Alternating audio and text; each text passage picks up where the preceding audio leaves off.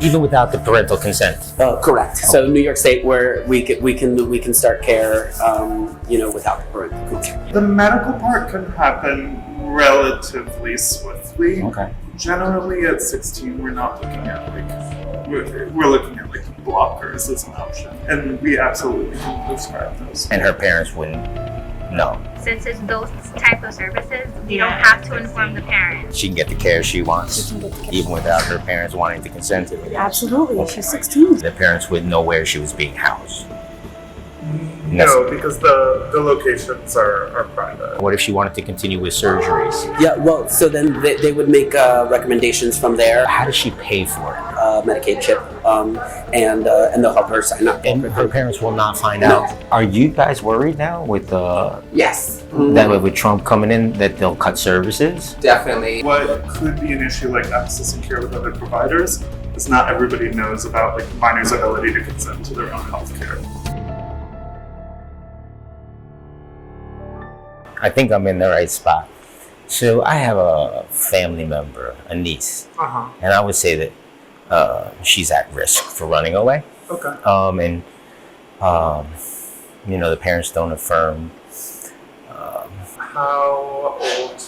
Well, that's the thing. I want to say she's 15. It may be turning. What age is? Go ahead. 16. 16.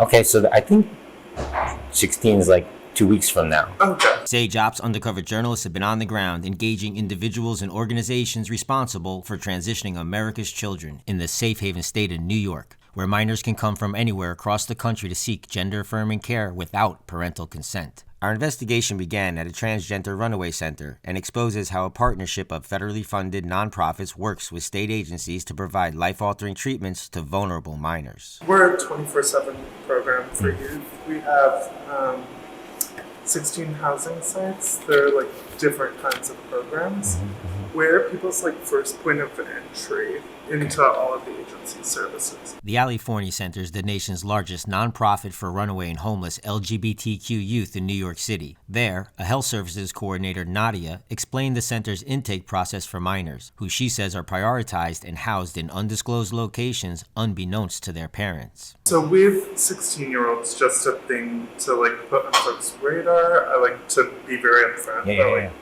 because we're mandated reporters, we're mandated to call ACS. We don't contact the parents. We call the state central registry with ACS. They decide whether or not there is a case of abuse or neglect, and they'll follow up with biological family. Folks, especially who are minors, generally will get placed into our housing sites quicker because we prioritize minors. All of those housing sites are confidential locations, so that wouldn't be related to parents. The parents wouldn't know where she was being housed. No, because the locations are private. Oh, those are all that's confidential. We'll never force somebody to have contact with parents. Gotcha. So you guys, as an agency, yourselves don't contact the parents? No. According to Nadia, the Ali Forney Center will then advocate with the state and child protective services to take action against non-consenting or transphobic parents so children as young as 16 can receive puberty blockers and HRT. Usually when folks are running away from home, there's something going on. Yeah. Well, and so they want, they want to recognize, affirm her. She would like to start puberty blockers and stuff like that. Of course, she can't get their consent. Yeah.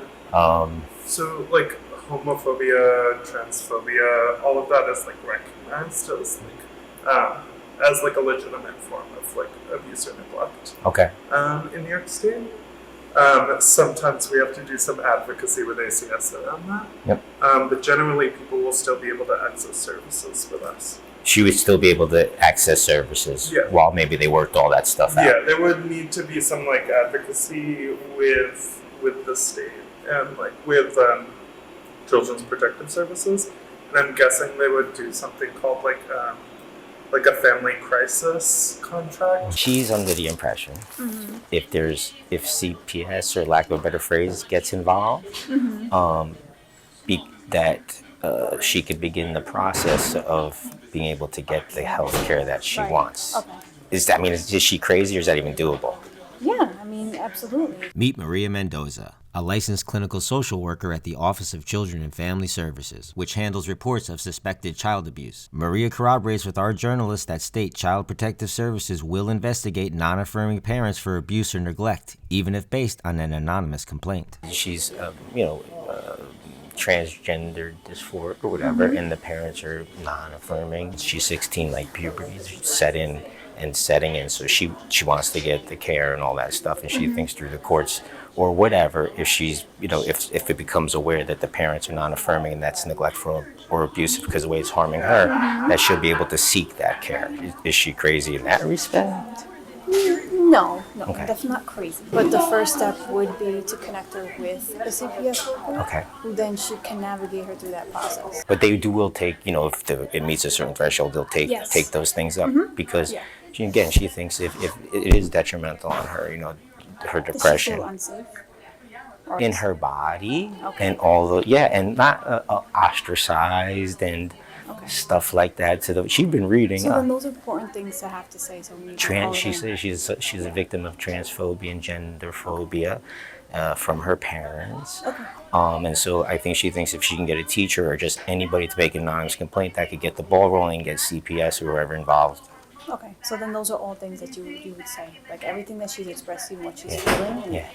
That's all that information is what you report. So then Okay. they should be able to take that in. And have you ever heard of stuff like that before, like cases like that? It happens. All right, so then the parents can be put on notice, like you need to get with the program. They'll investigate you. Everything that you're telling me, make sure you report it in that same way. Okay, but she's not crazy. This can happen if all the cards played out right. Yeah. Oh, she's not crazy. She can get the care she wants, She can get the care even she without wants. her parents wanting to consent to it. Absolutely. She's 16, so she's allowed to make her own choices. We're bringing in Rick Meda. He is a Georgetown health law professor and former FDA official. In New York now, the law has been written in a way that protects the minors away from the parents. And so parents that have concerns about, children that have expressed concerns about their gender identity, they're not going to be able to be involved in that child's life. I'm sorry, say that again. She would be able to consent for healthcare. If she got in here. Yeah, and we work with an organization as a medical partner, and would be able to help explore medical options. So if she can get herself down here, get through the intake, right? You guys intake her in. Yeah. And she gets it. Then let's say she's into the center, she's into the system. Hopefully she gets prioritized, gets some housing somewhere, would be private to her. Her parents wouldn't know.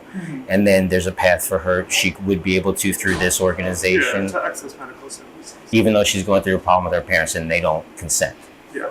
Currently, there are over a dozen states across the country operating as trans youth safe havens with laws similar to New York. We're talking about puberty blockers, hormonal therapy, and other medications that carry a significant amount of risk. The medical part can happen relatively swiftly. Okay. Generally, at 16, we're not looking at we're looking at blockers as an option. Mostly, what you're looking for is buying time, and we absolutely can prescribe those.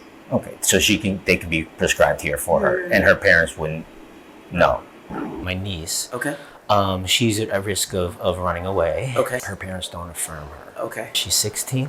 Okay. She needs to start medical care. Okay. She wants the blockers, HRT, and eventually. Yeah. Okay. She's been talking about the Ali Forney Center, Mm-hmm. and I don't know if you guys work with them or We do. This is Jonathan Ramos, Chief Program Officer at Care for the Homeless. Jonathan reveals how his group works with Ali Forney and the Institute for Family Health to provide gender-affirming care, including surgeries for minors without parental consent, and how it's all funded through government programs like Medicaid and CHIP. She spoke with Ali Forney. Okay. Oh, she did speak with California. Okay. They said, if they'll be able to get her in. Okay. And that since she's 16, she'll get prioritized for Yep. housing. Okay. Okay. That Ali Forney won't, be involved in contact with Correct. parents or Yep. anything like that. Yep. They're really good at that. That she could begin the process to get the care, and they were saying, to get HRT Yeah. and hormone replacement therapy right on premises. They were telling her that the doctors were on premises there. Yeah. So they partner with IFH, Institute for Family Health. Okay. And that's their partner that comes on site to provide care. So they're absolutely telling telling her the right thing. Perfect. Even without the parental consent. Correct. So New York State, where we can start care, without the parental consent. What if she wanted to continue with surgeries? Yeah, well, so then they would make recommendations from there. They either would recommend a partner if they can't necessarily do it themselves. They will assign like a care coordinator or a case manager, and so they'll help her navigate all of it. They'll do like a cognitive and competent assessment to make sure that she can make her own decisions and all of that stuff, and then be able to sort of they'll attest to that. All of that will be documented, and then that'll help. So Ali Forney does that. Yep. Mm-hmm. And then the IFH, they're the Institute for Family Health. They take in the work that Ali Forney did. Yeah, they work together. So do they? Are they the one? She'll sign a waiver so that they can share the information. And then how does she pay for it?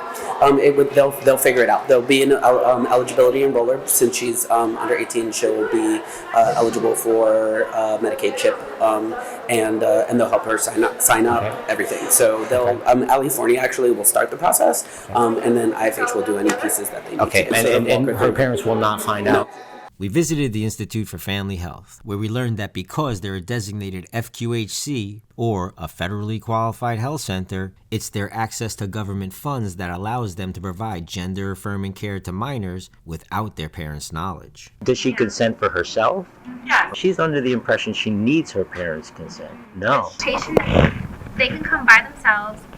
Since it's those type of services, we don't have to inform the parent. If they're coming in for a regular physical, technically they do have to bring their parent because it was still under their parents' insurance. If they don't want to use their parents' insurance, we have other resources for them. So like a regular checkup, they need their parents, but they want to get hormone replacement therapy, they don't.